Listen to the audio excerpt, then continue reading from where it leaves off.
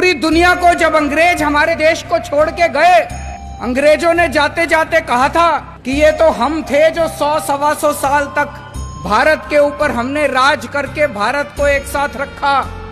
अब देखना हमारे जाने के बाद इनसे अपना देश नहीं चलने वाला, इन लोगों से भारत एक साथ नहीं रहेगा। ऐसे अंग्रेजों को भी लग रहा था, पूरी दुनिया को लग रहा था। दोस्तों आज 70 साल हो गए, भारत एक साथ भी है और खूब तेजी से तरक्की भी कर रहा है, और उसका केवल एक कारण है, हमारे देश का ये संविधान। ऐसे देश का संविधान लिखना जिसमें इतने सारे धर्म थे, इतनी सारी भाषाएं, इतनी संस्कृति, इतनी जाति, इतनी विविधता, ऐसे देश का संविधान लिखना कोई आसान काम नहीं था। बाबा साहब अंबेडकर ने पूरी दुनिया के संविधान पढ़े, सारे देशों के संविधान पढ़े, जहां से जो जो अच्छा मिला वो सारा उन्होंने इस संविधान के अंदर डाला, और इतना शानदार संविधान बाबा साहब अंबेडकर ने हम लोगों को दिया। संविधान में लिखा है बराबरी का अधिकार होगा। अभी तक यहां इतने सारे बच्चे बैठे हैं, अगर कोई बच्चा गरीब घर में पैदा होता था और कोई बच्चा अमीर घर में पैदा होता था, क्या उनको बराबर की शिक्षा मिलती थी? नहीं मिलती थी। तो क्या बराबरी का अधिकार था? नहीं था।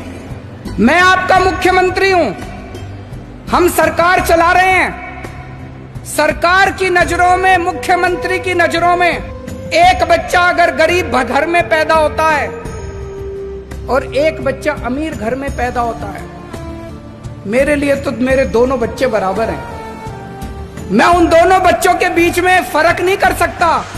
तो इसीलिए जब हमारी सरकार बनी, हमने अपने सामने सबसे पहला लक्ष्य रखा कि इस गरीब के बच्चे को भी अच्छी शिक्षा दिला के रहेंगे हम लोग।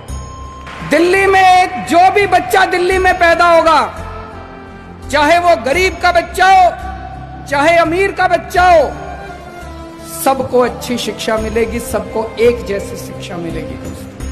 आज 5 साल के अंदर हमने वो करके दिखाया। बाबा साहब अंबेडकर का एक सपना पूरा किया हम लोगों ने। हमारे संविधान में लिखा है जीने का अधिकार होगा।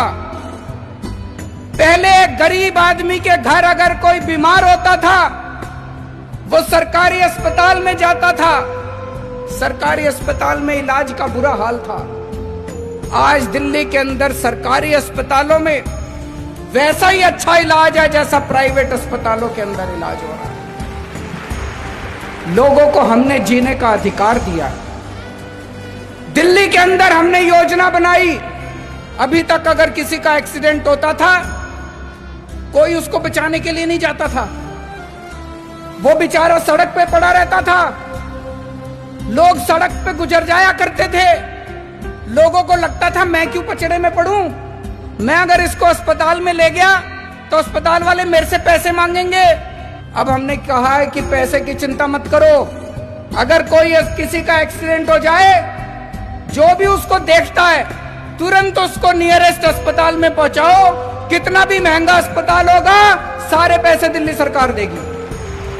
संविधान में लिखा है गरीबी दूर करेंगे। गरीबी कैसे दूर होगी? केवल नारे लगाने से दूर नहीं होगी गरीबी। हमने दिल्ली के गरीबों का मिनिमम वेज बढ़ाया। एक एक गरीब मजदूर को, एक एक गरीब कर्मचारी को हमने 15-15 हजार रुपए महीने की तनख्वाह दिलवाई। गरीबी तब दूर होगी दोस्तों। मुझे ये लगता है अगर ये बाबा साहब अंबेडकर का संविधान एक दिन के लिए अच्छे से लागू हो जाए, ये देश कहीं का कहीं पहुंच जाएगा।